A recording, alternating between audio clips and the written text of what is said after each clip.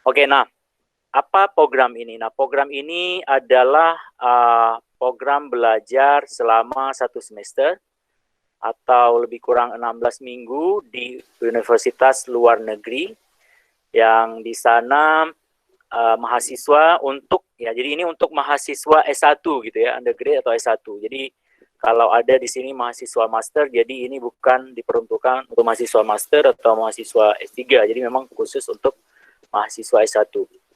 Nah, belajar 1 semester itu jadi diharapkan dapat meningkatkan pengetahuan dan skill dan juga pengalaman seperti itu ya. Jadi pengalaman tentang budaya, tentang pertukaran ide dan lain sebagainya. Jadi makanya program ini dituntut bukan hanya kuliah tapi juga aktivitas-aktivitas di luar kuliah seperti itu.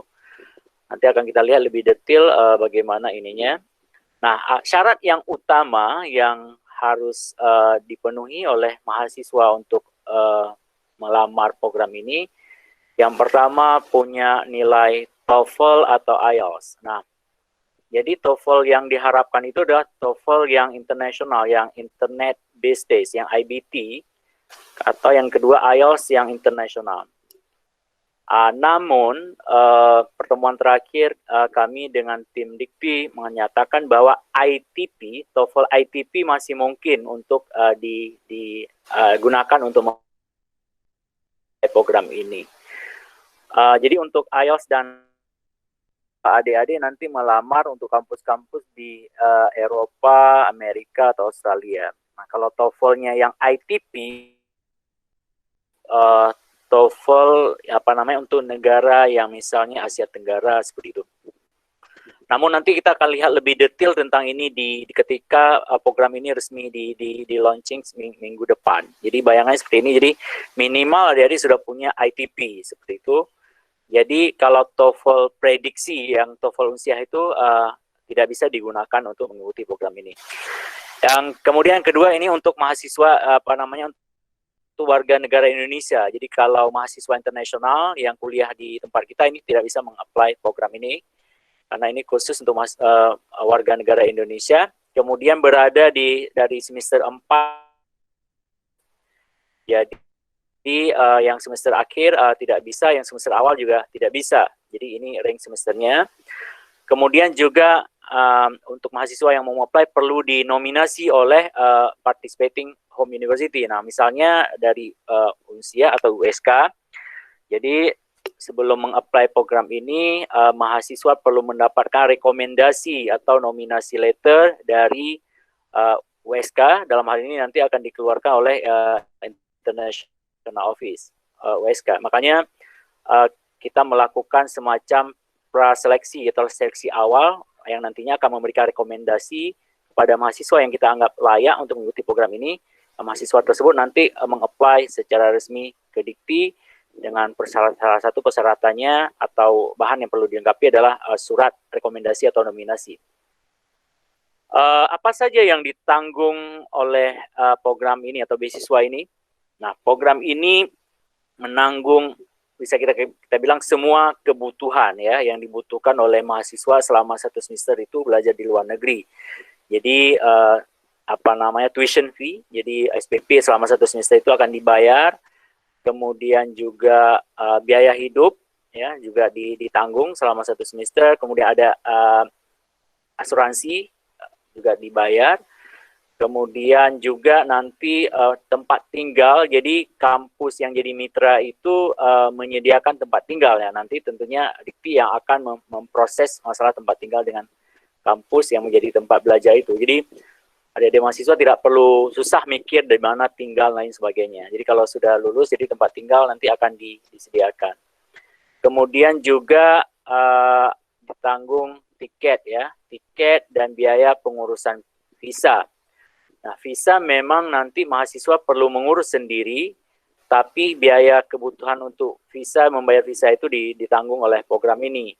Kemudian surat-surat yang dibutuhkan untuk mengurus visa seperti letter of sponsorship dan lain sebagainya itu akan diberikan oleh Dikti seperti itu. Jadi tapi proses pengurusan mahasiswa sendiri perlu mengurus. Jadi ini mungkin juga jadi pengalaman bagi mahasiswa yang mungkin belum punya pengalaman dalam mengurus visa, ini jadi juga pembelajaran yang bagus saya pikir.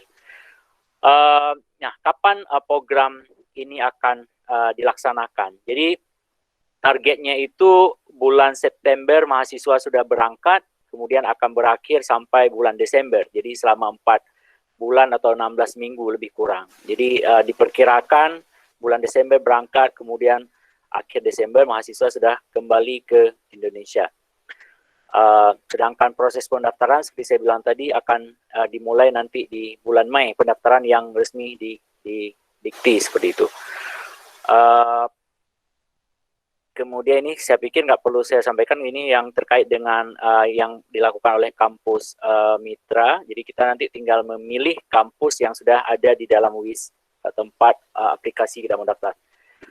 Oke, nah di mana mahasiswa ini akan belajar? Nah, yang pertama, Dikti itu menargetkan mahasiswa mengikuti program ini akan dikirim ke 100 top universitas di dunia berdasarkan QS ranking.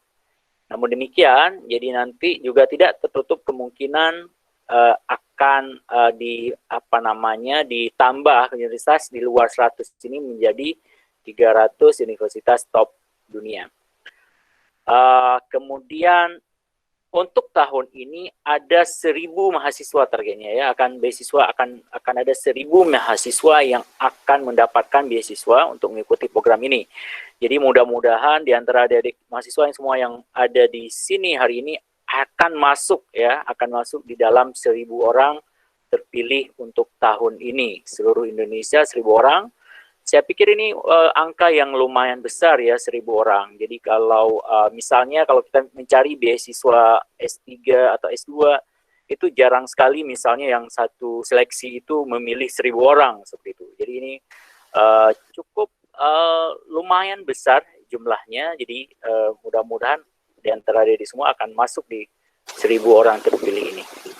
Nah, sekarang di Dikti sudah menginisiasi atau melakukan komunikasi dengan berbagai universitas yang top 100 tadi dan top 300, dan ini yang akan menjadi semacam shortlist, jadi kemungkinan universitas yang akan masuk di dalam program ini. Tapi ini masih belum final ya, jadi belum list final. Jadi ini adalah list universitas yang di dunia yang ada kerjasama dengan universitas di Indonesia yang nanti akan di follow up oleh Dikti untuk memastikan bahwa mereka tertarik untuk terlibat dalam program ini.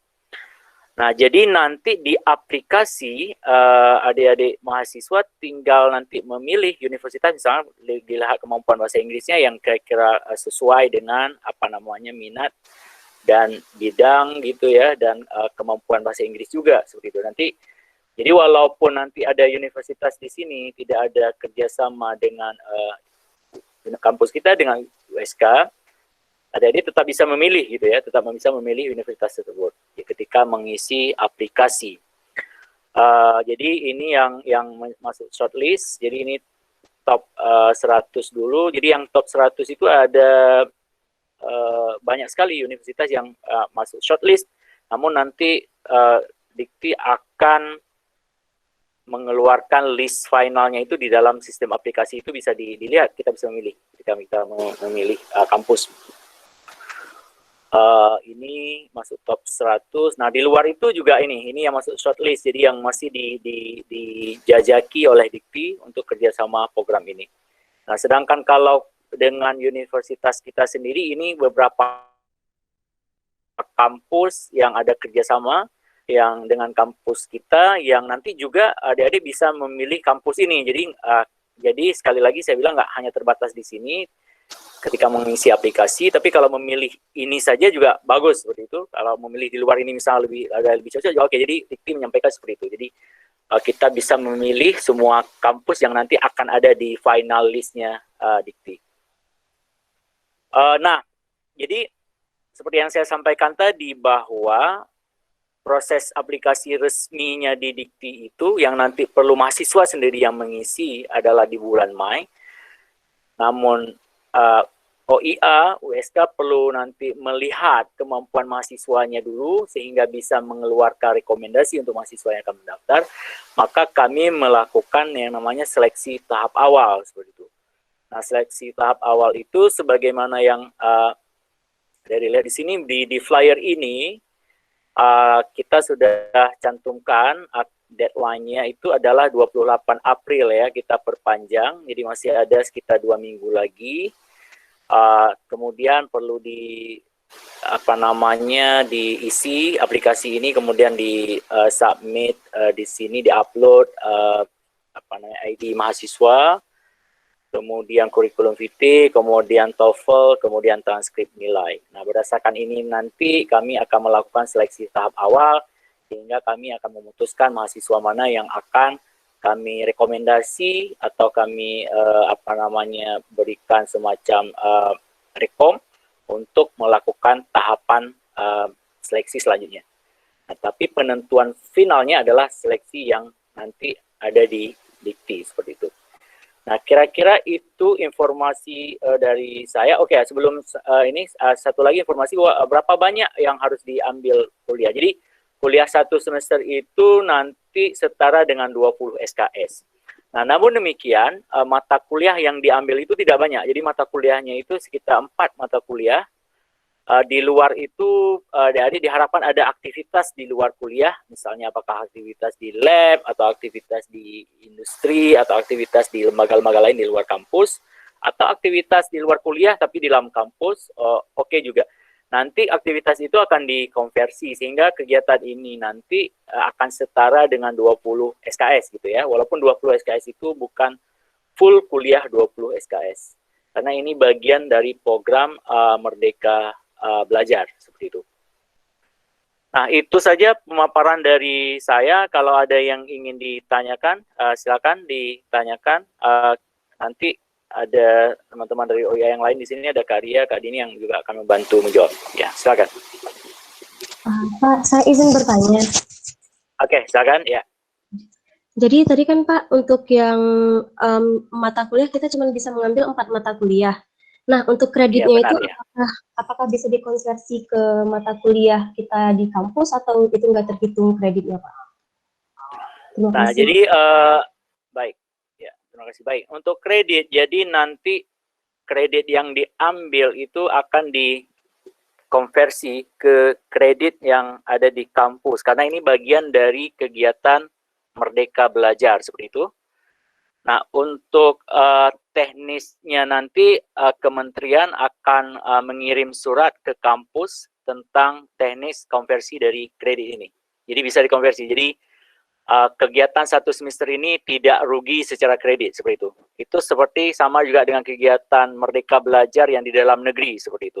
Jadi tetap dihitung kredit, tapi sampai sekarang memang belum ada petunjuk teknis tentang proses konversinya. Tapi tim Dikti itu menjanjikan bahwa akan ada surat nanti dari kementerian masalah kredit ini. Ya, seperti itu. Ya, terima kasih pertanyaannya. Ini saya langsung respon ya, biar nggak lupa ya. Oke, ada lagi yang lain? Ada lagi yang ingin bertanya yang lain?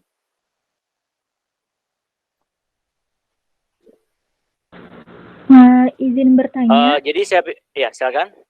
Saya ingin bertanya, untuk rekomendasi dari kampus sendiri itu ada ketentuan berapa orang atau tidak? Terima kasih.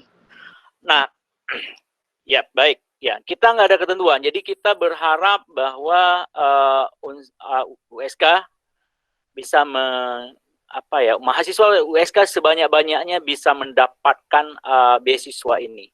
Artinya apa? Kita akan berikan rekomendasi sebanyak-banyaknya kalau memang itu kita anggap layak untuk kita rekomendasi. Kira-kira seperti itu.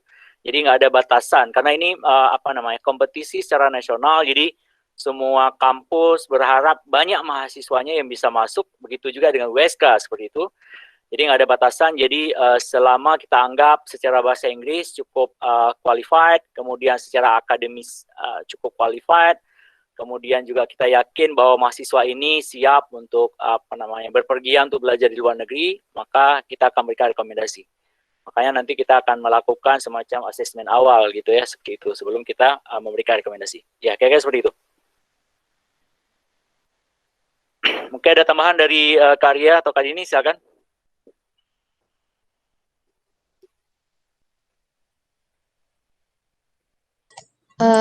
Mungkin apa yang untuk mahasiswa ya, karena banyak pertanyaannya apakah apa tuh namanya Google TOEFL-nya itu boleh apa memakai TOEFL apa yang bukan ITP ataupun yang apa mungkin yang preparation ya yang ada di pusat bahasa prediction sorry.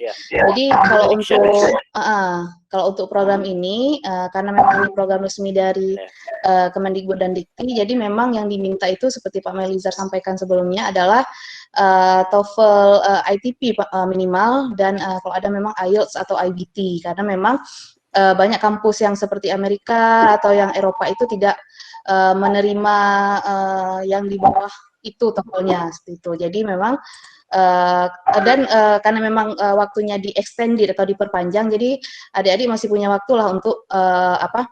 Untuk mengambil apa ujian TOEFL-nya, TOEFL ITP-nya, mungkin bisa diambil di kalau tidak ada di pusat bahasa mungkin bisa ke KIES ya Kang Guru Internasional. Kemudian kalau nggak salah ada juga di UIN Araniri yang di pusat bahasanya itu bisa diikuti TOEFL ITP-nya.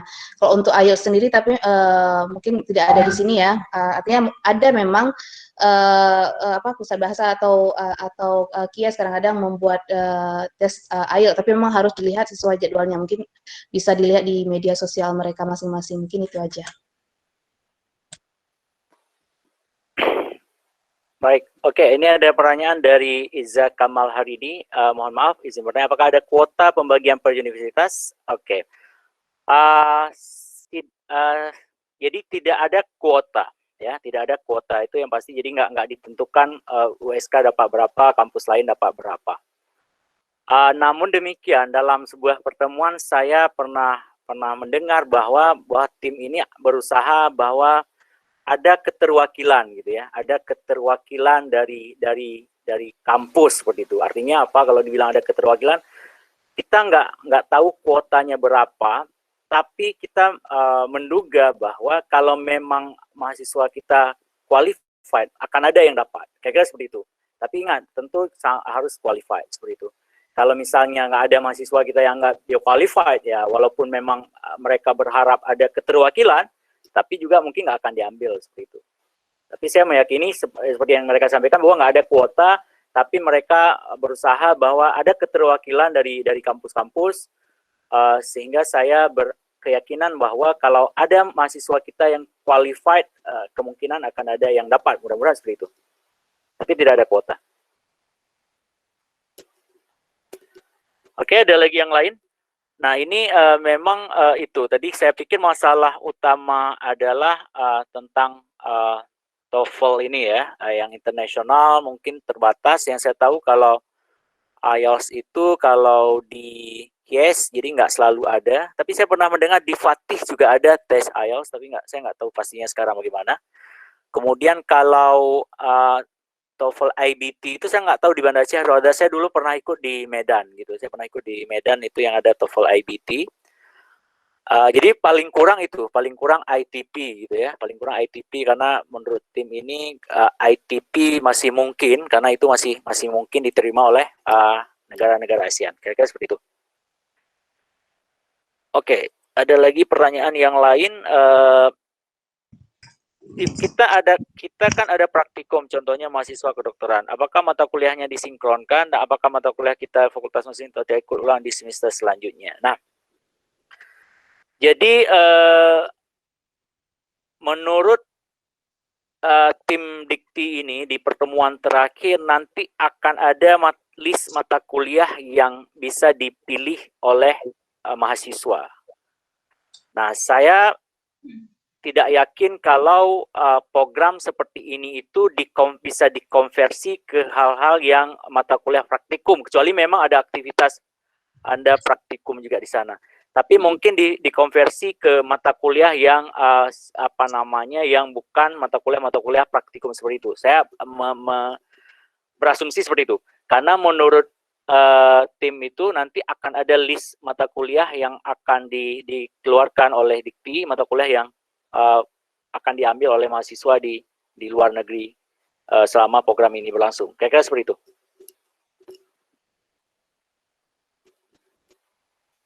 Oke, ada lagi yang lain? Nah, di sini yang kira-kira sudah punya nilai TOEFL atau IELTS atau punya ITP berapa orang kira-kira? Coba kalau punya coba cek aja punya gitu, dicek yang punya gitu ya. Berapapun skornya, penting udah ada. Oke. Oke, ya. Menarik, ini pertanyaan dari Rahmi. Izin bertanya, apakah kalau syarat dokumen sudah terpenuhi, apakah masih ada tes wawancara dan essay-nya, Pak? Ya. Jadi nanti, nah setelah kami screening awal di USK, nanti kami keluarkan rekomendasi untuk adik-adik mendaftar. Nanti adik-adik mendaftar langsung sendiri di webnya Dikti yang akan nanti di launching tempat mendaftarnya. Nah, di dalam mendaftar itu ya tentunya seperti tadi, syaratnya TOEFL, transkrip, dan lain sebagainya, rekomendasi perlu diupload di sana. Nah, setelah itu akan ada tes wawancara, ya, tes wawancara. Dan kalau saya nggak salah menangkap, kemarin juga termasuk essay, ya, dua itu. Jadi wawancara dan essay.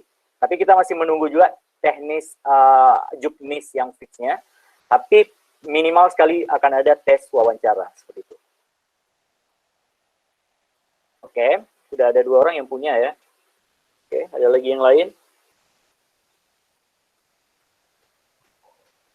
Pak, saya ingin bertanya lagi, silakan, Pak. Kak Riyadi. Oke, silakan. Kalau misalnya yang di kampus Merdeka yang di dalam kan Pak, kita bisa mengikuti mata pelajaran di dalam kampus. Kalau misalnya yang di sana, apa kita memungkinkan untuk ikut mata kuliah di kampus tapi online, Pak, atau gimana, Pak? Oke.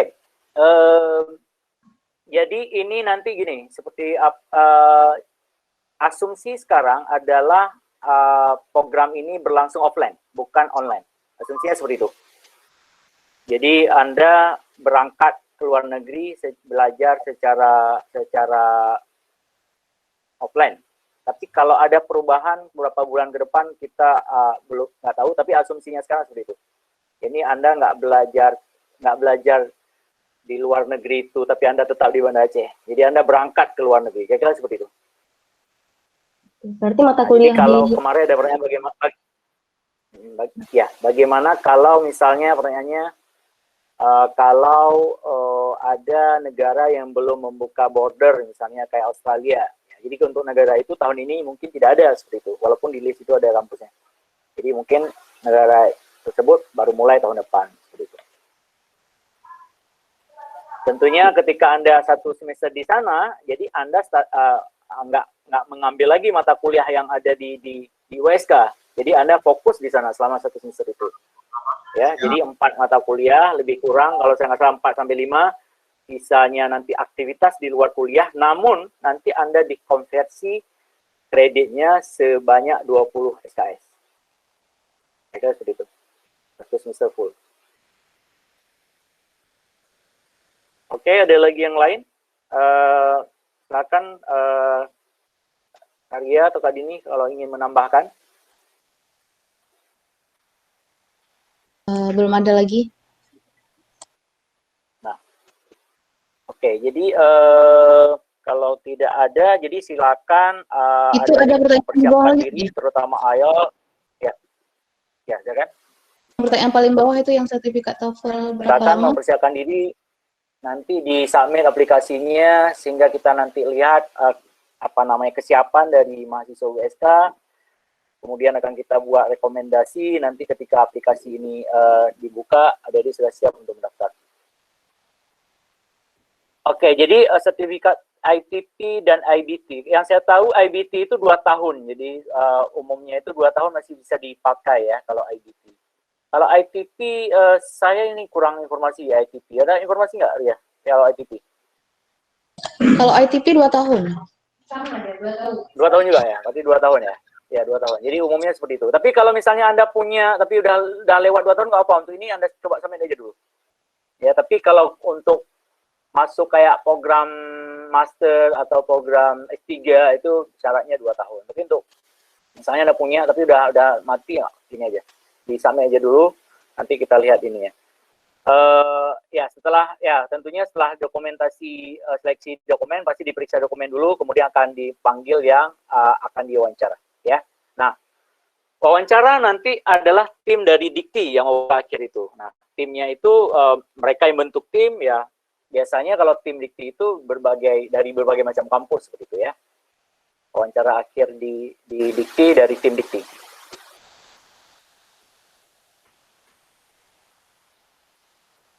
Oke, ada lagi yang lain?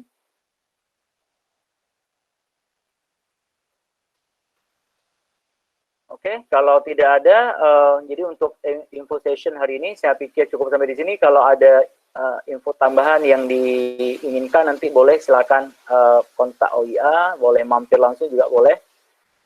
Kami tunggu aplikasi dari mahasiswa semua.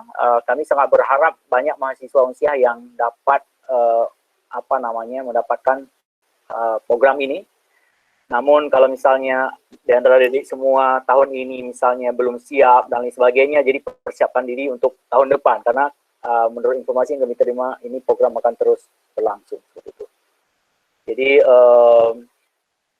sebelum saya akhiri mungkin dari Ria atau Dini ada yang ingin disampaikan atau ada dari sini yang mahasiswa atau peserta yang ingin menyampaikan, silakan.